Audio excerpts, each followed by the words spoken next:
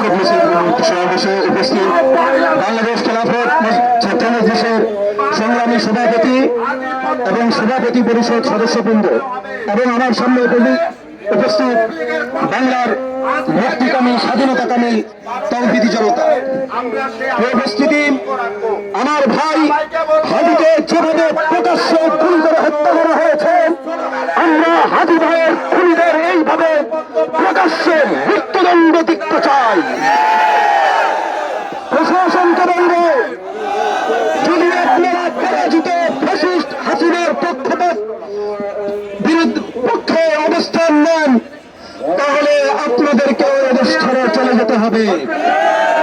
সুতরাং প্রশাসনকে বলব, যদি দায়িত্ব পালন করতে চান তাহলে দায়িত্বের সাথে নিজের দায়িত্ব পালন করুন, অন্যথায় আপনি আপনার দায়িত্ব থেকে ইস্তফা দিন।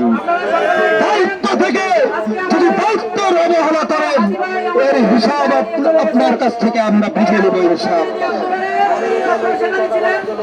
এবং উনি আমাদেরকে শিখিয়ে